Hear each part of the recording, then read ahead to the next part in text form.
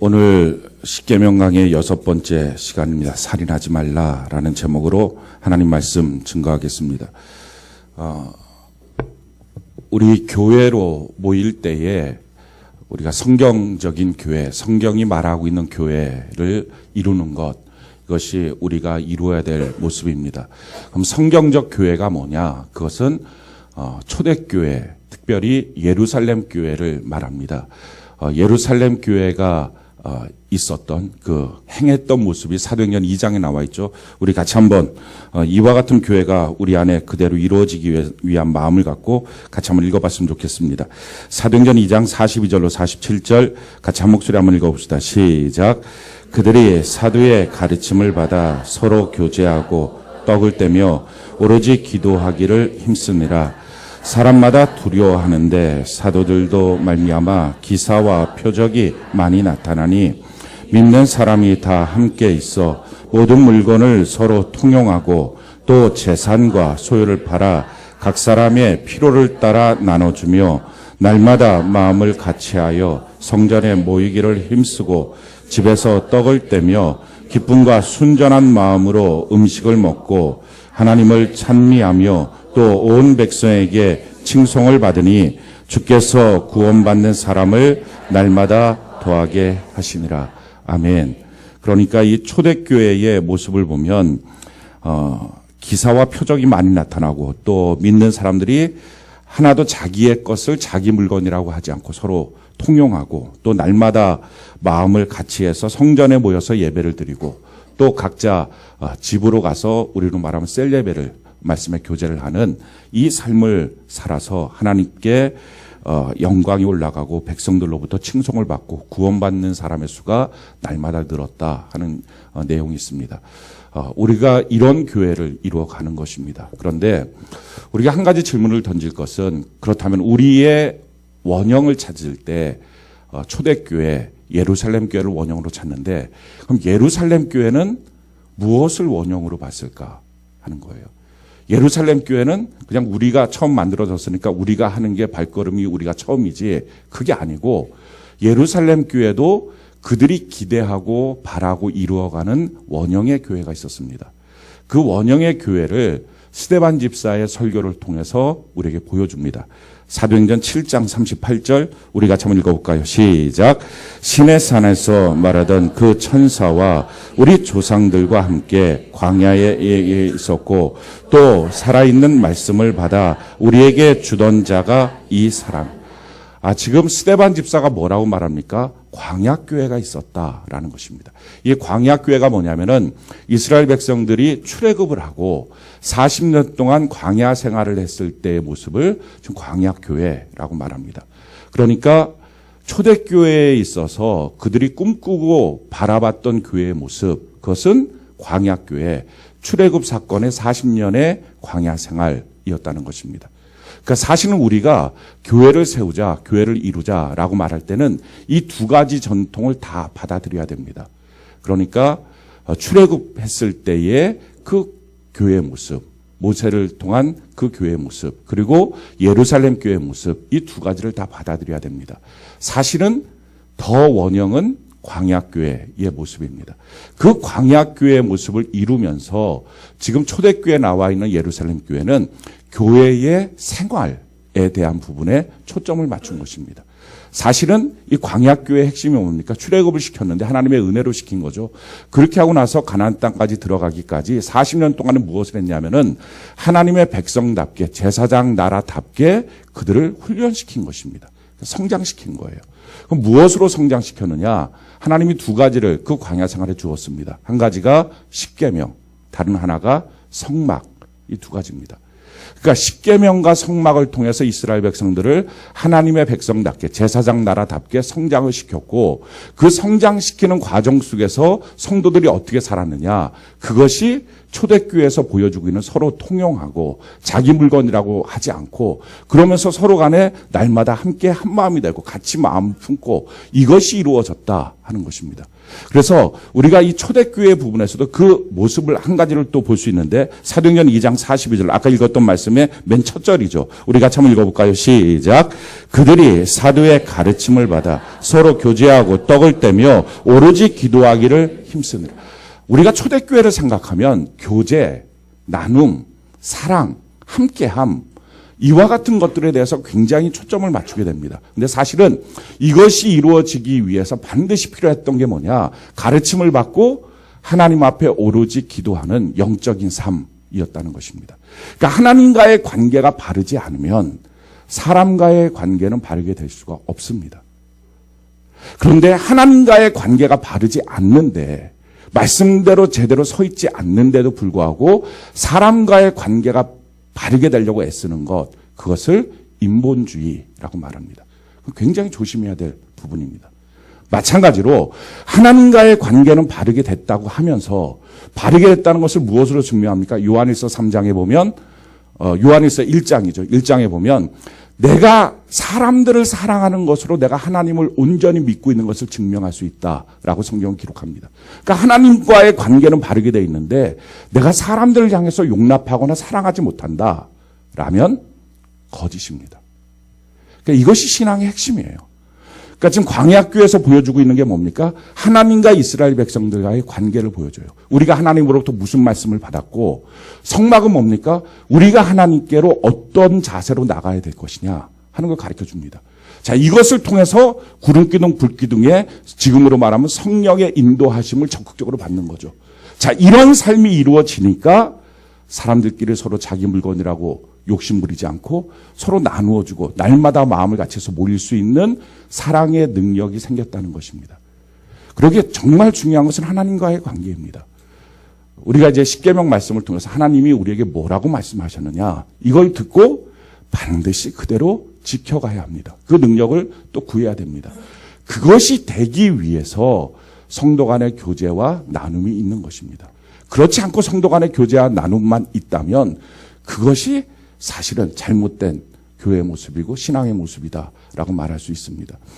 마찬가지로 우리가 십계명의 말씀을 지금 듣고 있는데 성막도 알아야 됩니다. 이 십계명의 말씀은 하나님이 우리에게 주신 말씀이죠. 또 하나는 이 말씀을 받고 우리가 삶을 살아가면서 그 말씀대로 삶을 살면서 우리의 가치 기준이 높아지고 우리의 삶의 수준이 높아집니다. 그러니까 하나님의 자녀답게 사는 게 무엇이냐 이걸 보여주는 것입니다. 근데 이것과 함께 또 필요한 게 뭐냐? 우리가 하나님께 나가는 거예요. 하나님을 만나야 돼요. 저는 오늘 이 시간에도 여러분들이 하나님을 만나시길 바라요. 아멘이십니까? 예수 믿는 사람이 하나님을 못 만나면 아무것도 아니에요. 정말 아무것도 아니에요. 예배를 드렸는데 하나님을 못 만나면 아무것도 아니에요. 헛수고예요. 아무 소용없는 것을 하고 있는 거예요. 반드시 하나님을 만나야 됩니다. 그럼 하나님을 어떻게 만나느냐? 우리가 잘못된 생각이 뭐냐면은 자꾸 하나님 보고 오시라고 하는 거예요. 하나님 오세요. 오세요. 이게 동양적 전통입니다. 우리가 무당 굿하는 걸 보면 뭐 하죠? 강신을 해요. 그래서 신이 자기한테 오는 거예요. 그럼 막 가만히 있다 덜덜덜 떨고 막 이렇게 뛰는 거예요. 신이 오는 거예요. 그게 우리가 갖고 있는 동양적 사고방식이에요. 나는 여기 있는데 신이 오는 거예요. 그래서 이런 사고방식 속에 우리가 젖어 살았기 때문에 자꾸 하나님도 오시라는 거예요.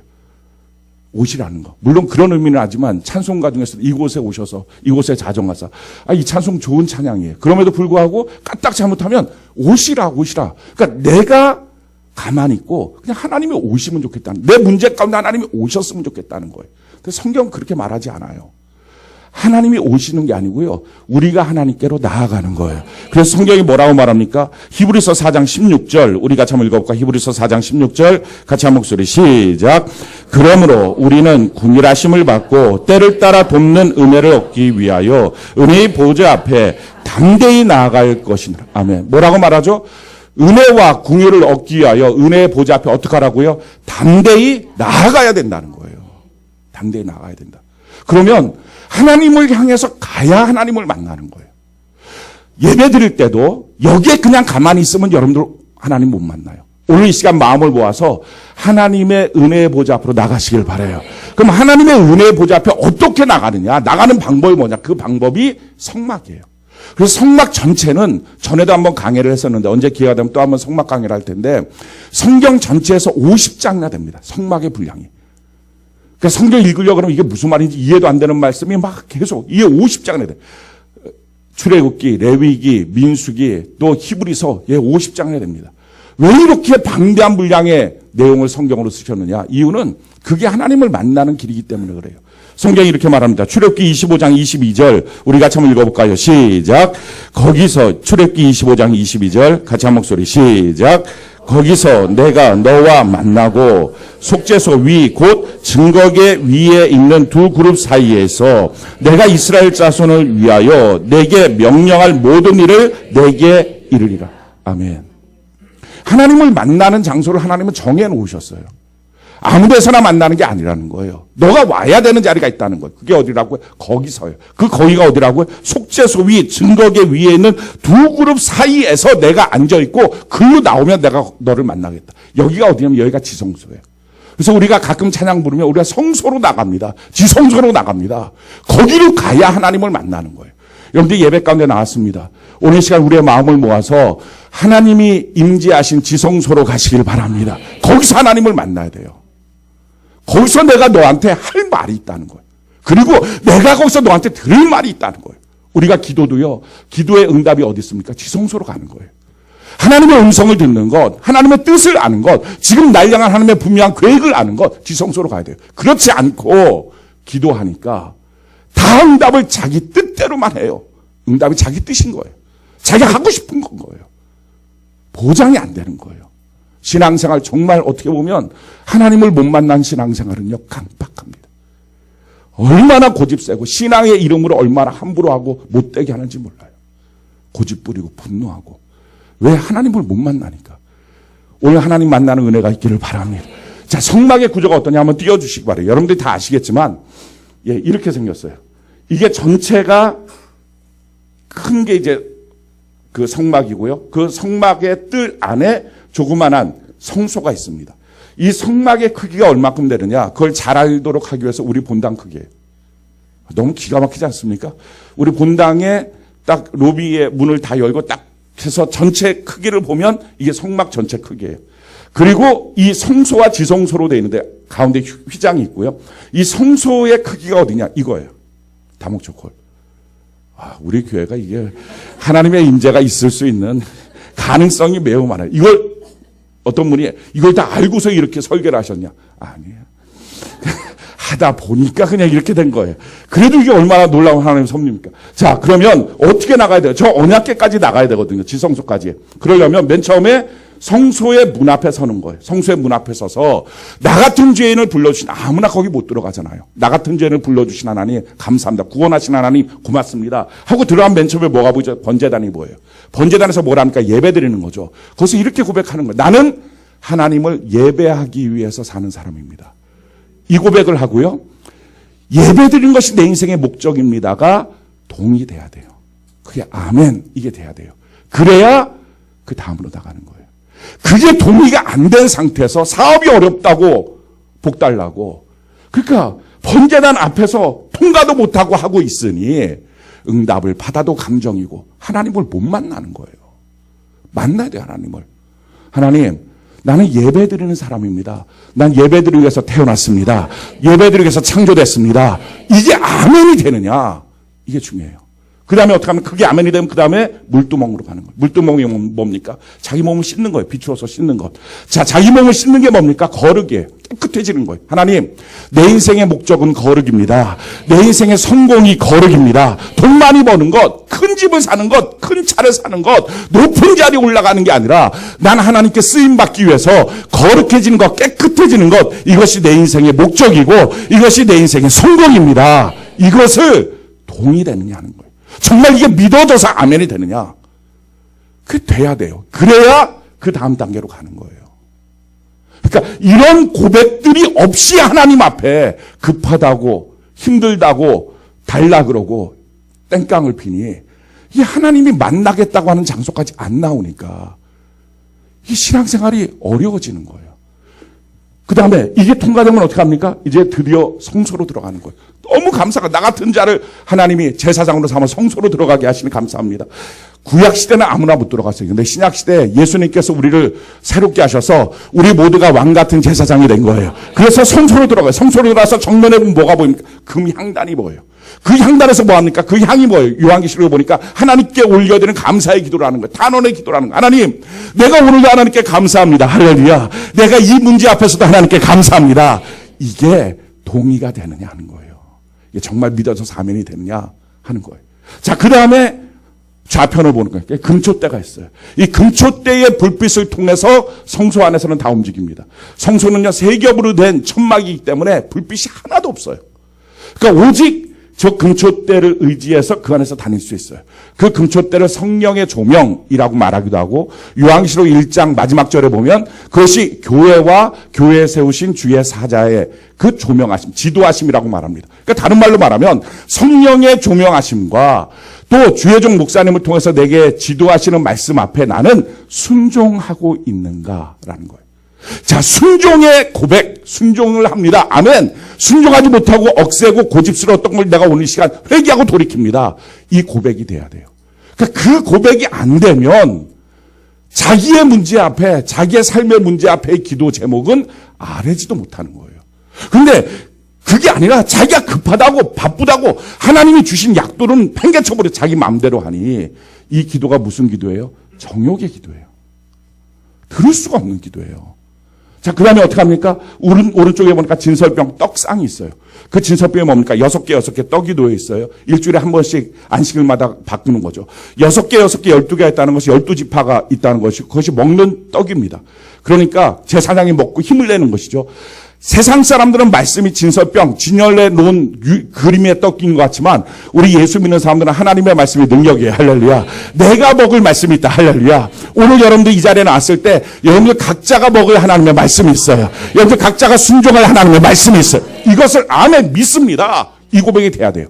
자, 그러고 난 다음에 휘장 가운데로 열어놓으신 지성소로 들어가는 거예요. 예전에는 대제사장만 들어갔어요. 그런데 예수님의 십자가 지심을 통해서 저 휘장이 쫙 찢어졌어요. 할렐루야. 우리 모두가 하나님 앞에 나갈 수 있게 됐어요. 아멘이십니까? 그래서 우리 모두가 하나님 앞에 나가는 거예요. 나가서 그 법궤가 어떻게 생겼습니까? 아카시아 나무로 만들어서 안팎을 금으로 다 싸고 그 안에다가 십계명 돌판을 놓고 위에 속죄소라고 하는 금 뚜껑을 덮어놓고 그 뚜껑이 이렇게 금으로 연하여서 구릅천사의 모습을 만드는 거예요. 그 위에 어린 양의 피를 뿌리고 거기에 하나님이 앉아 계신다는 거예요. 그게 하나님의 보좌예요. 거기서 만나주시겠다는 거예요. 그러니까 가서 하나님 감사합니다. 나의 죄와 허물, 십계명을 지키지 못한 이 죄와 허물을 주님이 다 덮어주셨습니다. 어린 양의 피로 뿌려주셨습니다. 그 고백을 하고 십자가 붙들고 예수의 피를 힘입어 주님 앞에 나왔습니다. 주여 내게 말씀하여 주시옵소서.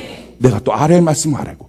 그렇게 해서 지성소에서 하나님을 만나는 거예요. 그게 자기 안에 거룩한 습관이 돼야 됩니다. 그래야 항상 하나님을 만나요. 저거는 하나님의 약속이에요. 그래서 언제든지 너희가 나를 찾고 찾으면 은혜의 보좌 앞으로 담대히 나오면 내가 너를 만나주겠다. 내가 거기서 너한테 할 말을 해주겠다. 그 지금도 마찬가지예요. 하나님은 지금도 우리를 만나주시기 원하시고 말씀하기 원하십니다. 그래서 저기로 가야 돼요. 오늘 이 시간 잠깐 한번 연습을 합시다. 우리의 마음속에 이 진실한 자기 마음속에 고백과 동의가 있는지. 자, 우리를 불러주셨어요. 지금 이 시간 불러주셔서 다 성막 앞에 지금 서 있습니다. 자, 맨 처음에 뭐가 보이죠? 번제단이 보여요. 고백을 해야 됩니다. 나는 하나님을 예배하는 예배자입니다. 나는 하나님을 예배하는 예배자입니다. 아멘이십니까? 이 예배에 대해서 여러분들이 동의가 되십니까? 내 삶이 예배를 위해서 산다는 것이 동의가 되십니까? 일하는 사람이 아니라 난 예배하는 사람이다. 이게 동의가 되십니까? 자, 그 다음으로 나아갑시다. 하나님, 나는 깨끗함이, 거룩함이 내 인생의 목적입니다. 아멘이십니까? 나의 성공은 거룩함에 있습니다. 아멘이십니까? 이 고백이 돼야 돼요. 돈 많이 버는 게 성공이 아니고 높은 자리에 올라가는 게 성공이 아니라 하나님, 나는 하나님이 쓸 수 있는 거룩함, 깨끗함이 내 인생의 성공입니다. 자, 이게 동의가 됐으면요, 그 다음에 나아갑시다. 맨 앞에 뭐가 보이죠? 향단이 보여요. 하나님, 오늘도 감사합니다. 해보시라는 거예요. 하나님, 오늘도 감사합니다. 하나님, 이것도 감사합니다. 동의하되십니까?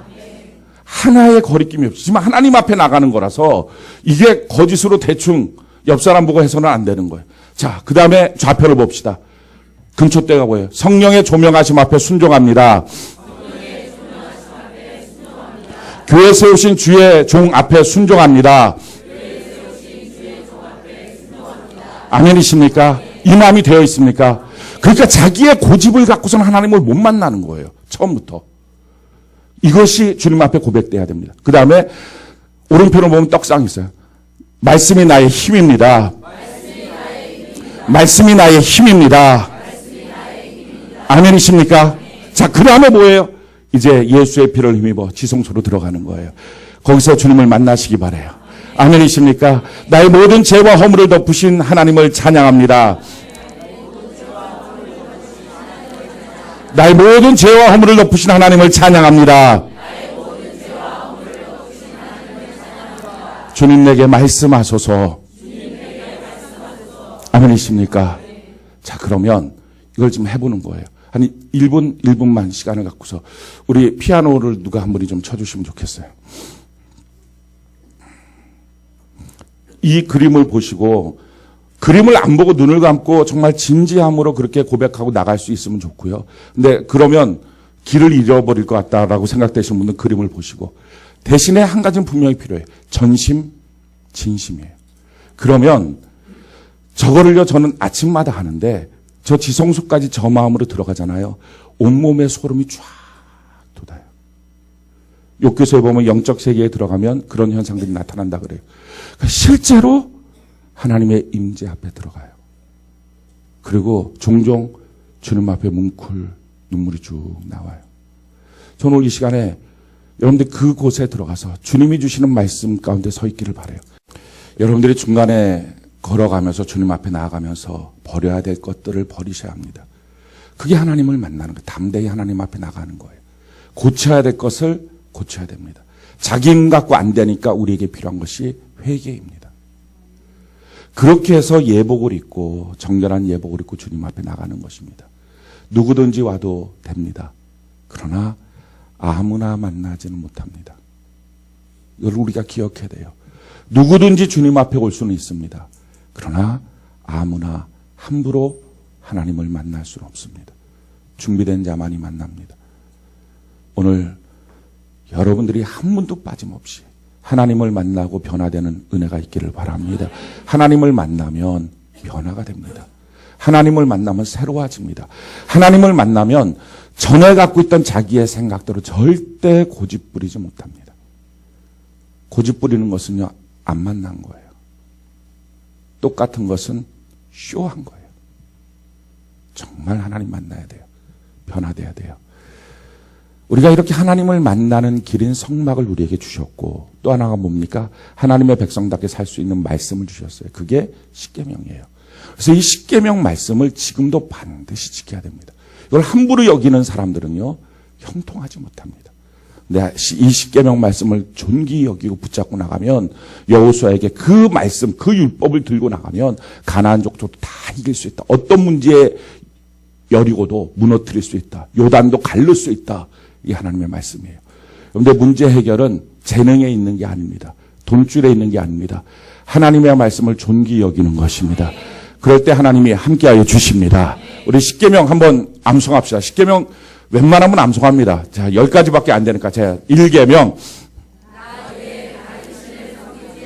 2계명, 3계명, 4계명, 5계명, 6계명, 7계명, 8계명, 9계명, 10계명. 이제 암송합시다. 교사 선생님들은 지금 하고 있어요. 왜냐하면 이걸 훈련을 해갖고 저랑 같이 토요일날 모임 때 훈련을 했거든요. 꼭 여러분들이 이걸 암송하시기 바랍니다. 아니, 자기가 외우지도 못하는 말씀을 어떻게 지킵니까? 외워야지 지키지. 우리가 그동안 10계명 말씀을 다루었어요. 제일 첫 번째 계명, 하나님을 사랑하는데 내 마음을 다 들여서, 내 마음을 다 뺏겨서, 목숨 걸고 인생 걸고 하나님을 사랑하는 은혜가 있기를 바랍니다. 두 번째, 하나님을 우상으로 만들지 말라는 거예요. 하나님을 말 못하는 우상으로 만들지 말고 하나님의 말씀을 듣는 것에서부터 하나님을 사랑하는 것을 시작하라는 것입니다. 세 번째, 모든 결정을 할 때 예수 이름으로 결정하라는 거예요. 예수 이름을 존귀 여기라는 거예요. 어디에 가서도 예수님 앞에 속해 있다는 것을 부끄러워하지 말라는 것입니다. 네 번째, 나는 일하는 사람이 아니라 예배하는 사람입니다. 안식일을 지켜 거룩하게 지키겠습니다. 다섯 번째, 부모를 공경하겠습니다. 우리가요, 자녀에게 자꾸 집중해요. 근데 아니에요. 인간관계의 가장 첫 번째 핵심은 부모예요. 따라서 부모와의 관계가 어긋나 있으면 나중에 내 자녀와의 관계도 똑같이 됩니다. 기억하셔야 됩니다. 내가 부모에게 하는 것처럼 내 자녀는 나에게 합니다. 기억하셔야 됩니다. 내가 부모와의 관계가 잘못되어 있는 것을 갖고 자녀에게 사랑이라고 들어가면 자녀는 그것을 사랑으로 여기지 않고 자기를 향하여 억압하는 걸로 여깁니다. 그러다 보니까 자녀에게 여러 가지 질병들이 나타납니다. 그래서 우리가 조심해야 됩니다. 먼저 부모와의 관계를 바르게 세우십시오. 그리고 오늘 여섯 번째입니다. 살인하지 말라. 아마 이 10계명 중에 말씀 중에 그래도 가장 통과가 잘 될 것 같은 말씀이 이 살인하지 말라. 내가 최소한 사람은 안 죽였다. 이런 생각을 하실 텐데 오늘 말씀을 끝까지 들어보시고 결정을 하시기 바랍니다. 이 살인하지 말라라고 하는 단어는 무엇을이라고 하는 단어가 없어요. 그러니까 도대체 뭘 살인하지 말라는 거냐? 그러면 아무것도 죽이면 안 되느냐? 그러면 뭐 추어탕 이런 거 먹어도 안 되고 개고기 이런 거 먹어도 안 되고 다 안 되냐? 뭐 이런 생각들을 하게 될 텐데 이 살인하지 말라라고 하는 이 단어가 죽인다라고 하는 단어가 성경에 여러 가지 단어가 있는데 그중에 특별히 라삭이라고 하는 히브리어로 살인하지 말라를 썼습니다. 따라서 하나님이 살인하지 말라라고 하는 단어의 용례를 보면 라삭이라고 하는 단어가 어디에 쓰여 있는지를 보면 무엇을 금지했는지를 알 수 있습니다. 자, 어떤 살인을 금지했느냐? 제일 첫 번째, 의도적으로 일부러 죽인 것, 계획해서 죽인 것, 이것입니다. 성경이 이와 같이 말합니다. 민수기 35장 20절로 21절 우리 같이 한번 한 목소리 읽어봅시다. 시작. 만일 미워하는 까닭에 밀쳐 죽이거나 기회를 엿보아 무엇을 던져 죽이거나 아기를 가지고 손으로 쳐 죽이면 그 친자는 반드시 죽일지니. 아멘. 거기까지요. 여기서 무엇을 던져 죽이거나 밀쳐 죽이거나 손으로 쳐 죽이면 다 라삭이라고 하는 히브리어가 쓰여져 있어요. 그러니까 이 히브리어의 라삭이라고 하는 단어의 의미는 뭡니까? 고의로 죽인 거예요. 미워해서 밀쳐 죽이고 기회를 엿보아 무엇을 던져 죽이고 아기를 갖고 손으로 쳐 죽이고 이게 다 라삭이에요. 그러니까 이런 죽임 하지 마라 하는 것입니다. 그래서 이 라삭에 해당되지 않는 것, 이 살인하지 말라에 해당되지 않는 것, 제일 첫 번째 정당방위입니다. 성경이 이렇게 말합니다. 출애굽기 22장 2절 같이 한번 읽어볼까요? 시작. 도둑이 뚫고 들어오는 것을 보고 그를 쳐 죽이면 피 흘린 죄가 없습니다. 자, 집에 뭐가 들어와요. 갑자기 결국 막 따닥 했어요. 뻑 죽었어요. 그거는 이 살인하지 말라에 해당되지 않는다. 벼르지 말아요. 뭐 하나만 들어와라 이런 거 하지 말아요. 자, 신명기 19장 5절 같이 한번 읽어볼까? 시작. 가령 사람이 그 이웃과 함께 벌목하러 살림에 들어가서 손에 도끼를 들고 벌목하려고 찍을 때 도끼 자루에서 빠져 그의 이웃을 맞춰 그를 죽게 함과 같은 것이라. 이런 사람은 그 성읍 중 하나로 도피하여 생명을 보존하고. 자, 두 번째는 과실치사. 이건 괜찮다는 거예요. 과실치사. 이 살인이 아니라는. 자, 세 번째는 창세기 9장 6절 같이 한번 읽어볼까요? 시작. 다른 사람의 피를 흘리면 그 사람의 피도 흘릴 것이니 이는 하나님이 자기 형상대로 사람을 지으셨습니다. 사형집행. 이것도 라삭에 해당되지 않는다 하는 거예요. 죽여야 될 사람을 죽이는 것. 사형집행에 해당되지 않는다. 창세기 9장 3절 같이 한번 읽어볼까요? 시작. 모든 산 동물은 너희의 먹을 것이 될지라 채소같이 내가 이것을 다 너희에게 주. 그러니까 살생은 아니다 하는 거예요. 그러니까 잡아먹어라. 뛰어다니는 것 그냥 잡아먹어도 된다. 전쟁 가운데 가서 싸워서 죽이는 것 이거 괜찮다라는 거예요. 그래서 여호와의 증인들이 우린 전쟁하는 거 피를 흘리는 거 안 되기 때문에 안 됩니다라는 말이 성경에 무식해서 하는 얘기입니다. 그건 라삭에 해당되지 않는 거예요. 그래서 괜찮은 거예요. 전쟁 가운데 적군을 향해서 총을 쏘는 것, 이건 하나님이 허용한 범위입니다. 자, 이렇게 라삭, 살인하지 말라에 해당되는 내용은 고의로 누군가를 죽였을 때. 자, 이뿐만 아니라 또 두 가지 용례가 더 있어요. 라삭에 해당되는 게 뭐냐? 열왕기상 21장 19절 우리 같이 한번 읽어볼까요? 시작. 너는 그에게 말하여 이르기를 여호와의 말씀이 내가 죽이고 또 빼앗았느냐고 하셨다 하고, 또 그에게 이르기를 여호와의 말씀이 개들이 라봇의 피를 핥는 곳에서 개들이 내 피 곧 내 몸의 피도 핥으리라 하였다 하라. 자, 이 말씀이 뭐냐면은 아합 왕이 나봇의 포도원이 너무 갖고 싶었던 거예요. 그래서 그 나봇의 포도원을 갖고 싶어서 그 나봇 보고 그걸 좀 팔라 그랬더니 나봇이 안 판다 그런 거예요. 너무 갖고 싶으니까 그 욕심 때문에 동네에 있는 사람들을 사주를 해갖고 나봇을 향해서 중상모략을 해서 돌로 쳐 그를 죽입니다. 그리고 그의 포도원을 가져요. 아합 왕이 직접 죽이지 않았어요. 그렇지만 간접살인이지만 의도를 갖고 한 거예요. 아, 거기까지 갈 줄은 몰랐어요. 내가 이렇게까지는 했지만 그를 죽일지는 몰랐어요. 다 소용없다는 거예요. 지금 뭐라고 말합니까? 엘리야가 그에게 말하는 거예요. 여호와의 말씀이 내가 죽이고 또 빼앗았느니라. 죽이고가 라삭이에요. 그래서 간접적인 살인, 그것도 라삭입니다. 욕심 때문에 무엇인가를 뺏기 위해서 그를 막 몰아가는 것, 이게 라삭이에요. 그래서 누군가에게 자기가 얻기 위하여 그를 힘들게 하고 괴롭히고 그래서 죽게 만드는 것, 이것도 라삭입니다. 세 번째는요, 이 용례뿐만 아니라 한 가지가 더 있어요. 그게 뭐냐면은 인격을 죽이는 것도 라삭이에요. 실질적으로 그의 육체적인 생명을 죽이는 것뿐만 아니라 그의 인격을 죽이는 것, 이게 라삭이에요. 성경이 이렇게 말합니다. 신명기 22장 25절 27절 같이 한번 읽어봅시다. 시작. 만일 남자가 어떤 약혼한 처녀를 들에서 만나서 강간하였으면 그 강간한 남자만 죽일 것이요 처녀에게는 아무것도 행하지 말 것은 처녀에게는 죽일 죄가 없습니다. 이 일은 사람이 일어나 그 이웃을 쳐 죽인 것과 같은 것. 아멘. 거기까지요. 그 이웃을 일어나 쳐 죽인 것. 이게 라삭이에요. 그게 무슨 말입니까? 약혼한 처녀가 있어요. 근데 들에서 그 여자를 만나서 강간을 한 거예요. 그럼 이 여자가 어떻게 살아요? 생명은 있지만 그의 인격을 죽여버린 거예요. 그의 미래를 죽여버린 거예요. 그의 꿈과 그의 마음을 죽여버린 거예요. 이게 라삭이에요. 그래서 지금으로 말하면 성추행, 성폭력 이런 것들이 라삭이에요. 살인하지 말라, 여기에 들어가는 거예요. 그래서 이 말씀과 이어져서 신약 시대에 와서 예수님이 하셨던 말씀이, 그래서 이 말씀이 있는 거예요. 자, 마태복음 5장 21절로 22절 같이 한번 읽어볼까요? 시작. 옛 사람에게 말한 바 살인하지 말라. 누구든지 살인하면 심판을 받게 되리라 하였다는 것을 너희가 들었으나 나는 너희에게 이르노니 형제에게 노하는 자마다 심판을 받게 되고 형제를 대하여 라가라 하는 자는 공에 잡혀가게 되고 미련한 놈이라 하는 자는 지옥불에 들어가게 하리라. 다른 사람을 향해서 미련하다고 말하고 욕하고 함부로 말하고 그게 그냥 말하는 거예요. 근데 듣는 그 사람은 힘들다고요. 죽을 것 같다고요. 괴롭다고요. 이걸 뭐라 그래요? 라삭. 너가 살인했어. 그거예요. 함부로 말하는 거. 야고보서 3장 8절로 9절 우리 같이 한번 읽어볼까요? 시작. 혀는 능히 길들일 사람이 없나니 쉬지 아니하는 악이요 죽이는 독이 가득한 것이라. 이것으로 우리가 주 하나님 아버지를 찬송하고 또 이것으로 하나님의 형상대로 지음받은 사람을 저주하나니. 혀는 죽이는 독이라는 거예요. 실질적으로 이게 라삭이에요. 다른 사람한테 함부로 말한 거. 그래서 이 말을 분노에 말하고 욕하고, 지금 뭐라고 말합니까? 형제를 향해서 라가, 이 빠가야로 이렇게 말한 거. 이 바보야, 미련한 놈, 다 비슷한 말들이에요. 비슷한 말들.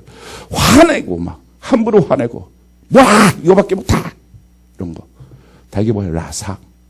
예. 가슴에 손을 얹고, 자, 손을 얹고 잘못했습니다. 이거 회개해야 돼요. 지금 빨리. 잘못했습니다. 하나님. 혹시 그렇게 한 사람이 내 옆에 있거들랑 잘못했어요. 그 사람한테 이제 얘기를 해주시기 바래요. 그래요. 주로 가족들한테 이렇게 많이 합니다. 이 말이 저주의 말들이 그런 거예요. 저주의 말이 어떤 거냐면 이런 거예요. 안 좋은 일이 생길 것을 기대하고 되면 겁봐 이렇게 말하는 것. 이게 저주의 말이에요. 근데 이 저주의 말을 누구한테 가장 많이 씁니까? 우리 아이들한테 써요. 겁봐! 내가 그럴 줄 알았어, 너. 하지 말라 그랬지! 이게 뭐예요? 우리는 훈계라고 말하지만 성경은 이것을 저주라고 말해요. 너 그렇게 하면 내가 그럴 줄 알았어. 내가 하지 말라고. 몇 번을! 너 그렇게 당할 줄 알았어, 너. 이게 저주예요. 그게 뭐라고요? 라삭. 너 지금 그 아이 살인했어. 그렇게 많이 칼로 푹푹 찔렀는데 자라나고 있는 것이 용한 거예요. 어떻게 해야 됩니까? 우리가 가르친다는 내용을 갖고 그렇게 하는 거예요. 너 그렇지 말라고. 내가 몇 번을 얘기했어. 그게 아니라 어떻게 해야 되죠? 아유, 아프겠다. 이제 하지 말자. 봐봐, 다치잖아. 하지 말자. 이렇게 말하고 그래서 멈춰야 돼요. 더 나가지 말고. 또 이 라삭의 말은 시기가 있어요. 자기가 싫은 사람이 인정받는 꼴이 너무 싫은 거예요. 그래서 누군가가 자기가 싫은데 자기가 봤을 때 신앙이 좀 떨어져 있는데 방언을 받으면 진짜야? 이렇게 너 진짜 방언 맞아? 가짜 아니야? 흉내내는 거 아니야? 뭐 이렇게 말하고 뭘 했다 그러면 다 싫어하고 그런 거 라삭 중상모략. 누군가 막 어떤 사람에 대해서 막 좋은 말을 해요. 그럼 들은데 배가 아파. 그러면 어떡하죠? 다 얘기 듣고 참 좋으네요. 너무 감사해요. 그런데 혹시 그거 아시나요? 이게 라삭. 다 가슴에 손을 얹고 지금 들어야 됩니다. 이게 우리가 지금 이런 수많은 살인의 행위를 한 거예요. 미움. 누군가를 지금 여러분들 미워하고 있습니까? 미움 자체가 아무 말의 표현을 하지 않았어도 라삭. 살인이에요. 미운 거. 요한일서 3장 15절 우리 같이 한번 읽어볼까요? 시작. 그 형제를 미워하는 자마다 살인하는 자니 살인하는 자마다 영생이 그 속에 거하지 아니하는 것을 너희가 알아라. 여러분 우리가 이 하나님의 말씀은 십계명은요 다 뭐와 관계 있는 거예요? 하나님의 자녀됨과 관계 있어요. 다른 말로 말하면 이 모든 말씀이 다 구원과 관계에 있어서 소름이 바짝바짝 끼치는 거예요. 굉장히 조심하게 두려움을 갖고 다뤄야 될 문제들입니다. 미워하는 마음. 자기 자신한테 물으면 누구 미워하니? 누구 미워하니? 옆분들한테 물어보세요. 너 누구 미워하는 사람 지금 있니? 과거에 있었던 거 말고 지금 있는지. 지금 미워하는 사람이 있는지. 미워하진 않는데 보기만 하면 답답해서 화가 나는 사람. 그게 똑같이 미워하는 거예요. 이게 똑같이 미워. 이제는 마지막 5번째는요. 화도 안 나. 그것도 라삭이에요. 화도 안 나. 그냥 방관. 무시하는 거. 지나가면 그림자처럼. 뭐가 지나갔나? 이렇게 그림자처럼. 아무 그에게 관심도 없는 것. 라삭. 지금 사랑하는 성도 여러분, 지금 이게 웃고 즐길 문제가 아니고요. 지금 이게 뭐라고요? 영원히 망친다는 거예요. 이게 하나님이 우리에게 직접 주신 말씀이에요. 너가 하나님의 자녀라면 살인하지 말라. 지금 그 말이에요. 이게 TV의 법정에 서지 않았을 뿐이지 하나님의 법정에서는 살인입니다. 살인. 왜 살인하면 안 될까요? 이유는 2가지예요. 제일 첫 번째, 내가 살인당하고 싶지 않으니까. 혹시 이 중에서 살인당하고 싶은 분이 있으면 한번 손 한번 들어주세요. 우리가 마음껏 한번 해봅시다. 자기가 원한 거였다고. 없죠? 누구든지 이 중에서 살인당하고 싶은 사람 없어요. 2번째 이유, 모든 사람, 그 사람이 악인이든지 선하든지 그 사람이 나한테 잘했든지 잘하지 않았든지 하나님의 형상이기 때문에. 창세기 9장 6절 이렇게 말합니다. 다른 사람의 피를 흘리면 그 사람의 피도 흘릴 것이니 이는 하나님이 자기 형상대로 사람을 지으셨습니다. 하나님의 형상을 무너뜨린 거예요. 그래서 큰 죄예요. 자, 그럼 이 문제 앞에 우리가 이 살인의 죄로부터 어떻게 벗어날까? 2가지가 필요합니다. 살인의 죄로부터 우리가 벗어나기 위해서는요. 제일 첫 번째, 이 살인이라고 하는 죄의 뿌리부터 제거해야 됩니다. 살인이라고 하는 죄의 뿌리가 뭡니까? 그게 분노예요. 그래서 이 분노라고 하는 부분이 굉장히 우리가 좀 엄격하게 다루어져야 될 문제입니다. 성경이 이렇게 말해요. 창세기 4장 5절부터 보면 가인과 그의 재물은 받지 아니하신지라 가인이 몹시 분하여 안색이 변하니. 가인이 맨 처음에 분노가 나왔어요. 여호와께서 가인에게 이르시되 내가 분하여 함은 어찌 됨이며 안색이 변함은 어찌 됨이냐. 내가 선을 행하면 어찌 낯을 들지 못하겠느냐. 선을 행하지 않으면 죄가 문에 엎드려 있느니라. 죄가 너를 원하나 너는 죄를 다스릴지니라. 가인이 그의 아우 아벨에게 말하고 그들이 들에 있을 때 가인이 그의 아우 아벨을 쳐 죽이니라. 왜 쳐 죽였습니까? 어디서부터 뿌리예요? 분노예요. 분노가 일어나면 분노의 소원이 생깁니다. 화가 나면 화난 상태로 뭔가를 하고 싶은 게 생겨요.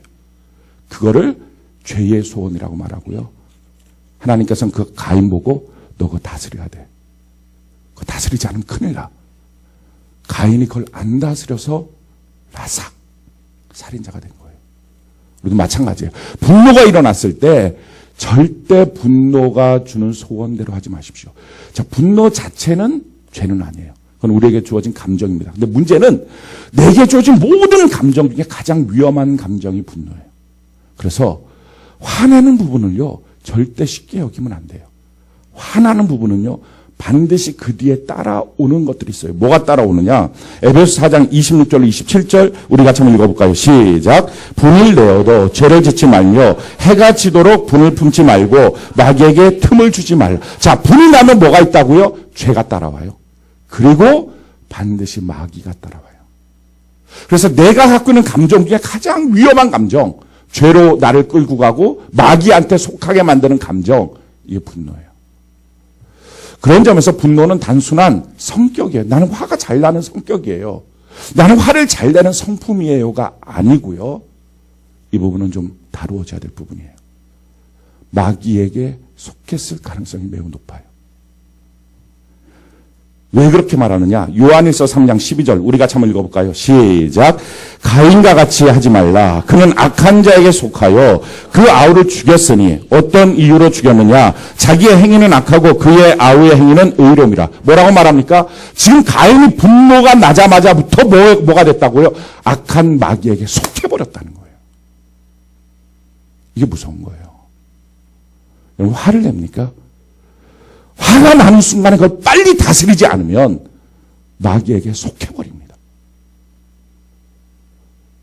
어떤 종류의 분노도 동일해요. 요한복음 8장 44절 마귀가 어떤 일을 하느냐 같이 한번 읽어볼까? 시작. 너희는 너희 아비 마귀에게서 났으니 너희 아비의 욕심대로 너희도 행하고자 하느니라. 그는 처음부터 살인. 아멘. 거기까지요. 마귀는 처음부터 살인한 자예요. 그래서 우리로 알고 이 분노의 마음을 끌고 어디로 갑니까? 살인까지 가요. 직접 칼로 들어 찔러 죽이는 것이 아니라도 동일한 라삭, 욕을 하고요. 못마땅하다고 말하고요. 저주를 하고요. 중상모략을 하고요. 시기의 말을 해요. 마침내는 그 분노의 감정 가운데 자기는 다스렸다고 생각하지만 사실은 똑같은 라삭, 방관을 해요. 무시를 해요. 그건 다스려진 게 아니에요. 더 이상 말을 하지 않고 있을 뿐이지 매번 죽이는 거예요. 왜? 마귀에게 속하여져서. 이게 문제예요. 자, 그러면 왜 분노가 나올까요? 분노가 나오는 이유가 뭡니까? 제일 처음에 분노가 나오는 이유는요, 조급해서 나와요. 여러분들 잘 아시죠? 바쁠 때 화가 나는 거. 일은 많은데 바쁠 때. 그죠? 바쁠 때 막 걸거치고 막 이러면, 바쁠 때 막, 느릿느릿 못 준비, 왜 이렇게. 그러면서 당연히 그 화가 뭐예요? 너가 그렇게 해서가 아니에요. 성경이 우리에게 이렇게 말합니다. 야고보서 1장 19절 20절 우리 같이 한번 읽어볼까요? 시작. 내 사랑하는 형제들아 너희가 알지니 사람마다 듣기는 속해하고 말하기는 더디하며 성내기도 더디하라. 거기까지요. 성내기도 더디하라. 지금 이 말이 뭡니까? 더디하면 성 안 내. 지금 이 말이에요. 왜 성이 난다고요? 급해서 성내는 거예요. 성격 급한 사람이 화 많이 내요. 다른 말로 말할까요? 성격 급한 사람이 하나님이 붙잡고 있기보다는 마귀가 붙잡고 쓸 가능성이 훨씬 높아요. 기억해야 됩니다. 어떤 한 가정의 어머니가 사춘기 된 자기 아들을 향해서 날마다 화내고 있는 자기 모습을 어느 날 문득 발견한 거예요. 아침부터 느리 학교를 얘가 가야 되는데 느리 일어날 때도 막 정근만근 느릿느릿 밥을 먹으라 그러면 딴짓하고 핸드폰 보고 있고 좀 먹어 뭐 한 번 말해서는 안 되고 한 10대 번 말해야지 알아. 무슨 말을 했는지 그때가 귀 듣고 이렇게 하고 너무 화가 나더라는 거예요. 얘가 도대체 어떻게 하냐. 맨날 화를 냈대요. 그러다 어느 날 문득 이 생각이 든 거예요. 내가 지금 이 아이한테 너무 서두르고 있나. 그러면서 생각이 드는 거예요. 나도 이런 과정을 지나면서 이렇게 컸는데 우리 부모도 속 많이 터졌겠다. 그러면서 생각이 든 게 하나님을 생각했대요. 하나님이 나를 기다려주지 않았으면 나는 어떤 모습이었을까? 하나님이 기다려줘서 우리가 지금 이 모습으로 기도하고 예배드리고 있는 줄로 믿습니다. 만약에 하나님이 안 기다려줬다면 누구 한 명이 여기 남아있겠어요? 그러니까 서두르는 거. 이게 화해의 이유예요. 사랑하는 성도 여러분, 이제 서두르지 맙시다. 좀 늦으면 늦게 가는 거예요. 큰일 생기지 않아요. 늦게 가면 별로 큰일 생기지 않아요. 생각하는 것처럼 시간을 딱 맞춰서 도착하지 않아도 돼요. 대신 손을 발처럼 계속 빌면 돼. 그렇게 하고 화는 내지 말자고요. 그렇게는 하지만 마귀에는 안 속하는 게 100배는 나아요. 그러니까 조급하지 말아요. 이제 느긋하게 갑시다. 두 번째, 왜 화가 나느냐? 억울해서. 지금 왜 가인이 왜 얼굴색이 바뀌고 화가 나죠? 자기 동생 아벨이랑 자기랑 똑같이 제사를 드렸는데 아벨은 받고 자기는 안 받았어요. 억울해요. 하나님이 공의롭지 못해요. 똑같이 제사 드렸으면 똑같이 받아야지. 어떻게 이렇게 불평등하냐? 라고 생각이 들어서 화가 난 거예요. 그래서 많은 사람들이 공의롭지 않을 때, 내가 억울한 대접을 받았다고 여길 때 화를 냅니다. 근데 사실은 가인이 생각할 게 뭐예요? 하나님의 말씀대로 했는지를 생각해 봐야 돼요. 아벨은 하나님이 원하는 믿음의 수준대로 한 거예요. 자기는 그렇게 안 했어요. 안 했으면 안 한 사람이 똑같은 대우를 받는 것이 불공평이죠. 내가 억울하다고 생각하는 거의 99%는 사실은 내 잘못입니다. 잘 생각해 보세요. 그런데 자기 자신에 대해서 너무 관대하고요. 다른 사람이 자기한테 하는 일에 대해서는 너무 까탈스러운 거예요. 그래서 화가 나는 거예요. 자기 자신이 한 일에 대해서 엄격하게 봐야 됩니다. 내가 정말 제대로 했나? 제대로 반응했나? 제대로 말했나? 제대로 순종했나? 하라고 하는 대로 하며 살았나? 하는 거예요. 회사에서 잘릴 때 왜 어떻게 이럴 수 있냐고 말하지 마시고 제대로 했나? 그동안 사장이 원하는 대로 잘 했나? 이런 거 해야 돼요. 그렇게 안 하고 막 지 마음대로 막 그렇게 하다가 잘리면 억울하게 이럴 수 있냐고 불공평하다고 그런 거 하지 마시고 회개부터 해야 됩니다. 세 번째, 왜 화가 나느냐? 지금 이 자리에서도 화가 나시는 분들이 있을 수 있어요. 좌절. 자기 뜻대로 안 될 때.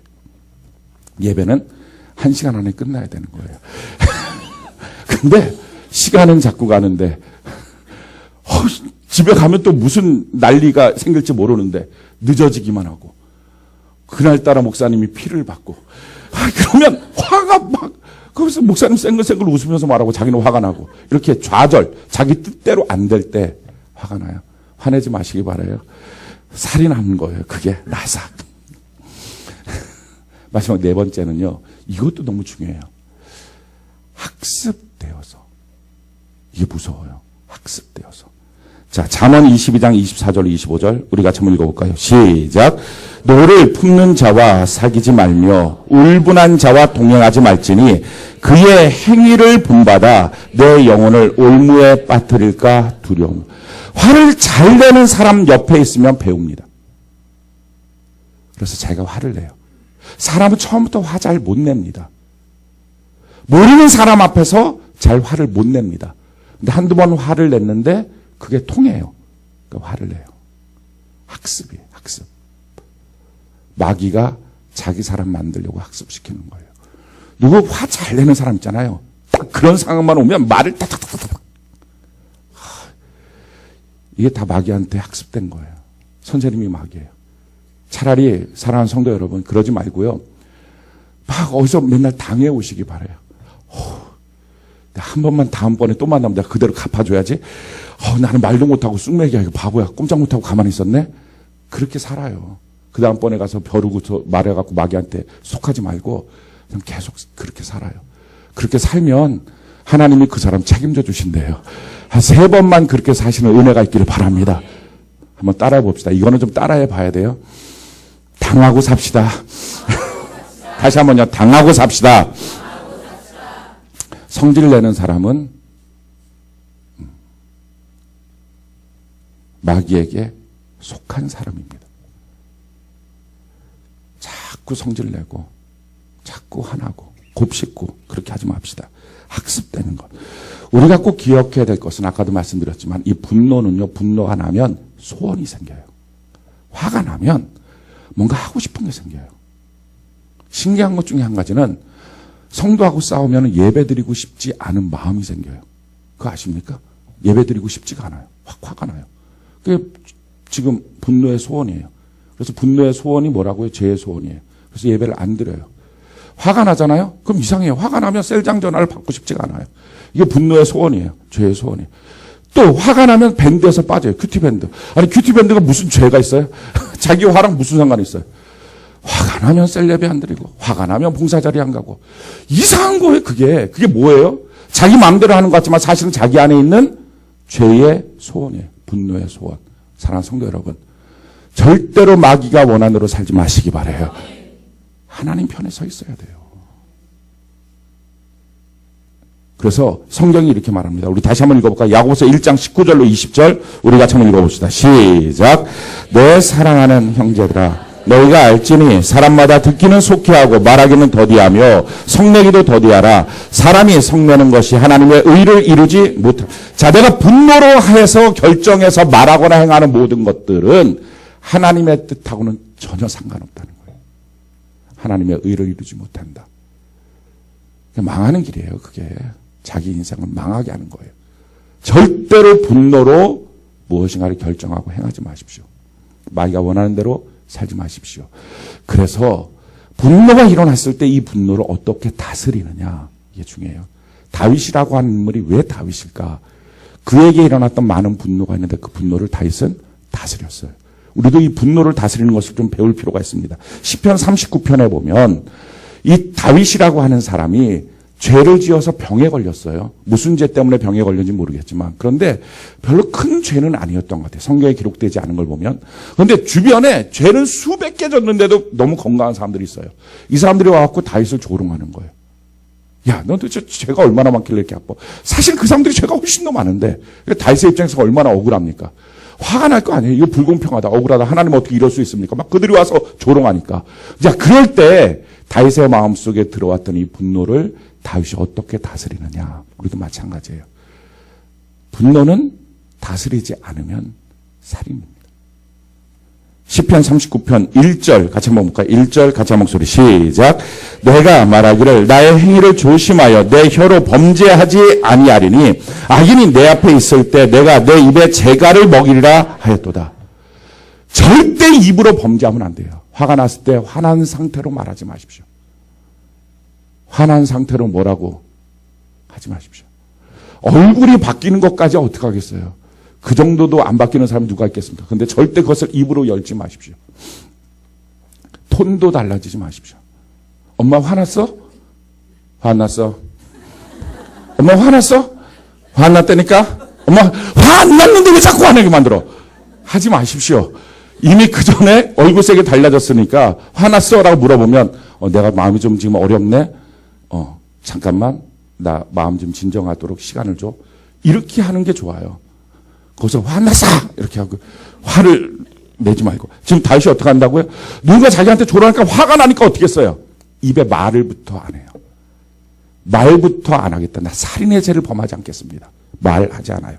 자, 말하지 않았더니 어떤 일들이 생깁니까? 2절 같이 한번 읽어볼까요? 시작. 내가 잠잠하여 선한 말도 하지 아니하니 나의 근심이 더 심하도다. 그래, 말을 안 하고 있으면 하나님의 은혜를 베풀어서 마음이 풀어지는 게 아니고요. 말을 안 하면 근심이 격격이 쌓여요. 속이 터진다는 거, 속이 터져 막. 가슴이. 그래서 그래도 말을 안 하고 막 속이 터지는데 말을 안 하고 너무 공감이 되시죠? 3절. 그래도 말을 안 했더니 어떤 일이 생깁니까? 3절 같이 한번 읽어볼까? 시작. 내 마음이 내 속에서 뜨거워서 작은 소리로 읊조릴 때 불이 붙으니 나의 혀로 말을. 그랬더니 어떻게 됩니까? 속에서 불이 붙는 거예요. 화병이에요, 화병. 계속 말을 안 했더니 막. 그래서 막 불이 그냥 확확 나는 거예요. 자, 이렇게 됩니다. 근데 이렇게 되도록 말을 하지 말아야 돼요. 근데 드디어 다윗이 입을 열었어요. 말을 해요. 나의 혀로 말하기를. 대상이 중요해요. 누구한테 말합니까? 4절 같이 한번 읽어볼까요? 시작. 여호와여 나의 종말과 연한이 언제까지인지 알게 하사 내가 나의 연약함을 알게 하사. 누구한테 말해요? 사람한테 말하지 않아요. 그 사람한테 속 터진다고 말하지 않아요. 하나님께 말하시길 바라요. 그게 기도하는 사람이 승리하는 것입니다. 근데 기도할 때 뭐라고 기도해요? 하나님 속 터져 죽겠어요. 벼락이나 좀 때려주세요. 막. 그렇게 기도한 게 아니라 뭐라고 말해요? 나의 연약함을 알게 해주세요. 이렇게 기도해요.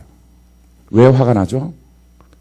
어디다 대고 이게 있어서 화가 나는 거예요. 넉간 것이. 나는 걔보다는 낫다는 거예요. 너는 나보다 훨씬 더 죄 많이 졌는데 건강하지만 나는 조금만 져도 이렇게 병이 올 만큼 하나님과 친밀해. 이 마음이 있는 거예요. 그러니까 그가 뭐라고 하면 할수록 더 화가 나는 이유는 나는 너보다 낫다는 생각이 있으니까 화가 나요. 나는 너보다 잘 안다고 생각하니까 화가 나요. 그래서 다윗이 뭐라고 기도해요? 하나님, 내가 얼마나 부족한 사람인지 알게 해주세요. 이거 다윗이 연약한 거 자기 몰랐을까요? 알았을 거예요. 알지만 전인적으로 동의가 안 되는 거예요. 누구든지 사람 자기가 부족하고 연약하다는 걸 압니다. 그래서 부족하지 연약하지 맞아 나 연약해. 그러면서 사실 속이 부글부글 하는 이유는 진짜 동의가 안 돼서 그래요. 내가 아무리 부족해도 저 인간보다 나 이게 있어서 그래요. 그러니까 하나님 앞에 기도를 하는 거야. 하나님 정말 나의 연약함을 내가 알게 해주세요. 그러니까 다윗이에요. 이렇게 분노를 다스리려고 애를 쓴다고요. 사랑하는 성도 여러분. 이렇게 다스리려고 애도 쓰지 않으면서 나는 화가 자꾸 난다고 어쩔 수 없다고 말하지 마십시오. 믿음의 선진들이 이렇게 살았다고요. 이 사람 누구예요? 왕이에요. 그래서 저는 이렇게 말하고 싶어요. 왕도 아닌 게 무슨 화를 내냐고. 아니, 왕 정도나 되면 또 몰라. 왕도 아닌 게 무슨 화를 내냐고. 다윗도 아닌 게 무슨 화를 내냐고. 그런데 다윗은 다윗임에도 불구하고 왕임에도 불구하고 화내지 않으려고 연약함을 알게 해달라고 기도하는 거예요. 그때 하나님 가르쳐 주셨어요. 너무 감사하지 않습니까? 우리가 이렇게 기도하면 하나님 가르쳐 주신다고요. 그래서 하나님 뭐라고 말씀하십니까? 5절, 6절 같이 한번 읽어볼까요? 시작. 주께서 나의 날을 한 뼘 길이만큼 되게 하시매 나의 일생의 주 앞에는 없는 것 같사오니 사람은 그가 든든히 서 있을 때에도 진실로 모두가 허사뿐이니이다. 진실로 각 사람 그림자같이 다니고 헛된 일로 소란하며 재물을 쌓으나 누가 거둘는지 알지 못하나이다. 뭐라고 고백합니까? 나의 날이 한 뼘 길이밖에 안 됩니다. 그걸 알았어요. 하나님 앞에서, 그 영원하신 하나님 앞에서 내가 몇십 년을 산들 그게 무슨 대단한 거냐. 한 뼘밖에 안 돼. 아니, 한 뼘밖에 안 되는 인생 속에서 뭐가 그렇게 속상하다고, 뭐가 그렇게 억울하다고, 뭐가 그렇게 화를 내냐 하는 게 깨달아졌어요. 그러면서 고백합니다. 각 사람은 그림자같이 다닙니다. 이 그림자라고 하는 말은요, 원어로 보면 쇼예요. 여러분, 연극 배우들이 어떤 사람 왕이에요, 어떤 사람 왕비예요. 그냥 막 왕으로 호령하고 어떤 사람 내시에 네 이렇게 하고 있어요. 근데 연극 무대가 딱 끝났어요. 그럼 나갈 때 이놈아 하면 내시가 어떻게 하는 거예요? 정신 차려 이놈아. 그죠? 쇼였다고요, 쇼. 다시 뭘 깨닫습니까? 우리 인생이 쇼구나. 내가 왕인 것도 한때 지나는 쇼고, 그의 모습도 한때 지나는 쇼고. 여러분들 자녀도 천국에 가서도 걔는 내 자녀일 것 같습니까? 아니에요. 이 땅에서 자녀 역할을 한 거예요. 그러면 걔도 한때 지나는 쇼예요.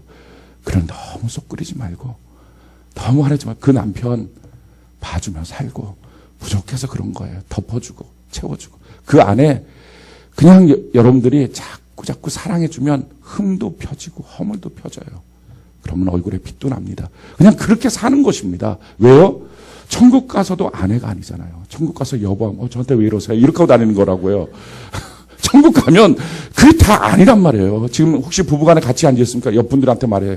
몇 년 안 남았는데 잘할게. 이렇게. 빨리. 왜 남한테 그렇게 화를 내고 그러냐고요. 남한테. 밥상을 딱 차려주면, 그 사람이 누구라고. 남인데 지금 나한테 이 밥상을 너무 감사하다고.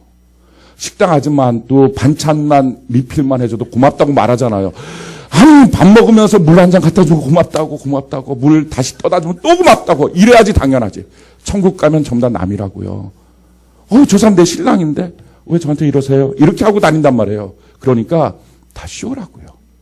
아내 노릇하는 쇼, 남편 노릇하는 쇼. 얼마나 잘하고 있는지. 그 사람이 엔진했다고 왜 여러분도 엔진합니까? 그 사람이 제대로 반응 못하고 엔진했다고 배역에서 왜 여러분도 같이 엔진하냐고요. 여러분들은 여러분들이 해야 될 것들을 해야죠. 쇼한다는 걸 다윗이 알았어요. 그러더니 마음이 바뀌어지기 시작해. 한 편밖에 안 되는 인생. 쇼하는 인생인데 거기서 내가 뭘 그렇게 억울하다고 화를 낼까. 그래서 마침내 이렇게 고백합니다. 7절 우리 같이 한번 읽어볼까요? 시작. 주여 이제 내가 무엇을 바라리요? 나의 소망은 주께. 주여 이제 내가 결심하는 거예요. 거기서 멈추면 안 돼요. 이제 결심해야 돼요. 하나님 내가 이제 화내지 않겠습니다. 이제 내가 주님 앞에만 소망을 걸겠습니다. 이 말은 그 사람한테 삐져갖고 이제 난 하나님밖에 없어요. 이런 거가 아니에요. 이런 수준 미달이 아니라고요. 가까다 사람들 보면 어떤 사람한테 삐지면 난 맞아요. 나는 하나님밖에 없어요. 이제 아무도 안 볼 거예요. 난 하나님밖에 없어요. 이 얘기 뭐예요? 나 삐졌어요. 지금 그 얘기 그런 수준이 아니고 이제는 정말 난 하나님밖에 없습니다. 하나님께 소망을 걸고요. 하나님의 은혜로 살겠습니다. 그 은혜로 내가 덮어주며 살겠습니다. 이 고백이라고요. 사랑하는 성도 여러분. 화내지 맙시다. 아멘이십니까? 화내면 라삭 살인이 됩니다. 한번 따라해 봅시다. 살인하지 말자. 다시 한번요. 살인하지 말자. 분노를 다스리자. 이제부터 여러분들이 사는 동안에 분노를 꼭 다스리시기 바라요. 화나는 대로 절대 하지 마세요. 말하지도 말고 생각하고 행하지도 마십시오. 마귀한테 속하지 마십시오. 근데 여기에 멈추지 않는 거예요. 살인하지 말라는 것은 단순히 화내지 않고 다른 사람한테 해코지하지 않고 살인하지 않는 것이 아니라 이 말씀을 주신 이유는 생명이 얼마나 귀한지를 알아라 하는 거예요. 성경이 우리에게 이렇게 말합니다. 야고보서 4장 17절 같이 한번 읽어볼까요? 시작. 그러므로 사람이 선을 행할 줄 알고도 행하지 아니하면 죄. 자, 기독교의 원리가 뭐예요? 죄를 범하면 죄인입니다. 근데 마찬가지에 선을 행해야 되는데도 선을 행하지 않는 것도 죄예요. 2016년에 8월 달에 대전에서 있었던 일입니다. 택시를 타고 공항에 가겠다고 해서 공항에 갔던 사람이 택시 운전사가 심장마비가 든 거예요. 운전하고서 공항에 딱 도착했는데 심장마비가 드는데 심장마비서 막 이렇게 하고 있는데 자기는 비행기 시간이 다가왔다고 비행기 타겠다고 응급조치도 안 하고 119에다 전화조차 안 하고 골프채 갖고 뛰어가 나갔어요. 그리고 그 택시 운전사가 죽었어요. 우리나라 대전. 그래서 와글와글했어요. 와글와글. 2016년도 8월 달에 있었던 일입니다. 그런데 현행법으로는 그 사람의 범죄 행위를 소명할 길이 없었던 거예요. 그래서 무죄, 도덕적으로 욕을 먹어도. 그래서 이 세상은 소망이 없어요. 네, 오직 교회와 성도만이 소망이 있는 것은 선을 행할 줄 알고도 행하지 아니하면 죄니라. 이것이 마음속에 있는 사람은 이게 죄구나. 비행기 시간이 그게 뭐라고. 골프 치는 게 그게 뭐라고. 한 사람이 죽어가고 한 집안의 가장이 죽어가는 일을 방치할까. 여러분, 죽어도 마땅한 생명은 없어요. 당해도 마땅한 생명은 없습니다. 성경에 가장 대표적인 한 예가 있어요. 창세기 4장 14절로 15절 우리 같이 한번 읽어볼까요? 시작. 주께서 오늘 이 지면에서 나를 쫓아내시온즉 내가 주의 낯을 배웁지 못하리니 내가 땅에서 피하며 유리하는 자가 될지라. 물은 나를 만나는 자마다 나를 죽이겠나이다. 여호와께서 그에게 이르시되 그렇지 아니하다. 가인을 죽이는 자는 벌을 7배나 받으리라 하시고 가인에게 표를 주사 그를 만나는 모든 사람에게서 죽임을 면하게 하시니라. 가인 같은 사람 동생을 쳐 죽인 사람 마땅히 죽어야 됩니다. 근데 하나님이 뭐라고 말씀하세요? 가인도 죽이지 마. 마땅히 죽어야 될 사람은 없다는 거예요. 하나님이 허락하지 않은 사람을 죽이면 안 된다는 거예요. 하나님이 허락하지 않은 사람을 실족시켜도 안 된다는 거예요. 함부로 해도 되는 사람은 없어요. 내가 아무렇지도 않게 말해도 되는 사람 없어요. 내가 함부로 행동해도 되는 사람은 없어요. 가인도 죽임을 면했다면 우리는 마찬가지예요. 누구도 함부로 하지 마십시오. 우리 교회에서는 4주 동안 안 나오면, 한 달 동안 내내 안 나오면 D그룹이 내가 그 다음 달에 제적을 합니다. 그런데 조건이 하나 있어요. 그 제적이 되는 사람을 우리 교회가 버린 적이 한 번도 없어요. 그 제적자 명단을 다 우리 컴퓨터 안에 내장해서 모아둬요. 6개월에 한 번, 1년에 2번씩 다시 편지 보내고 연락합니다. 한 번도 버린 사람 없어요. 우리 교회 모토가 이거예요. 하나님이 버리기 전에 내가 먼저 버리면 안 된다. 우리 셀장들이 다 아는 얘기입니다. 하나님이 버리기 전에 내가 먼저 버리면 안 된다. 그 제적시키는 것은 예배 초청하는데 숫자만 많고 몇 명 안 되는데 그걸 다 하려고 하니까 효율성이 없기 때문에 행정적인 효율을 위해서 하는 거지 영혼을 버리진 않아요. 사랑하는 성도 여러분, 여러분들의 주변에 있는 사람들 버리지 마십시오. 포기하지 마십시오. 성경이 우리에게 이렇게 말합니다. 마태복음 18장 6절로 7절 같이 한번 읽어볼까요? 시작. 누구든지 나를 믿는 이 작은 자 중 하나를 실족하게 하면 차라리 연자 맷돌이 그 목에 달려서 깊은 바다에 빠뜨려지는 것이 나으니라. 실족하게 하는 일들이 있음으로 말미암아 세상에 화가 있도다. 실족하게 하는 일이 없을 수는 없으나 실족하게 하는 그 사람에게는 화가 있도다. 실족시키지 마라. 누구도 실족시켜도 되는 사람 없어요. 누구도 안 나와도 되는 사람 없어요. 누구도 우리 교회 없어도 되는 사람 없어요. 고린도전서 8장 13절 같이 한번 읽어봅시다. 시작. 그러므로 만일 음식이 내 형제를 실족하게 한다면 나는 영원히 고기를 먹지 아니하여 내 형제를 실족하지 않게 하리라. 술, 담배 때문에 누군가가 실족한다면 끊으십시오. 끊으십시오. 누구도 나의 행동 때문에 신앙적으로 실망하고 실족하게 할 그 어떤 권리도 없습니다. 고린도후서 11장 29절 같이 한번 읽어볼까요? 시작.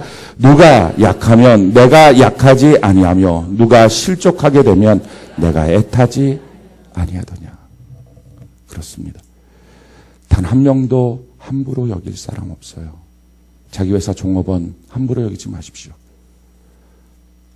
누구를 만나든지 내게 주어진 그 사람이 너무 귀한 사람이에요. 하나님이 만나게 하신 것입니다. 화내도 되는 사람 없어요. 내가 화를 내도 마땅한 조건이나 상황도 없어요. 내가 욕하는 말을 들어도 괜찮은 사람은 없어요. 라삭, 살인하지 말라. 하나님의 음성 앞에 바르게 서야 됩니다. 분노 다스립시다. 나는 화가 잘 나는 성격이야. 나 자꾸 화를 내. 아니요. 화를 잘 내는 성격이 아니라 죄에 익숙한 삶입니다. 마귀에게 속해 있는 삶입니다. 절대 속지 마십시오. 만만한 누군가를 향해서 말 제대로 못하는 자기 아이를 향해서 함부로 화내지 마십시오. 남에게도 못할 말을 자기 자녀에게 함부로 하지 마십시오. 라삭. 부모로부터 자기 자녀를 살인하게 만드는 일들 하지 마십시오. 교회 안에서도 마찬가지입니다. 라삭, 살인하지 말라. 우리 옆분들 바라보면서 당신은 너무나 귀한 사람입니다. 같이 한번 인사합시다.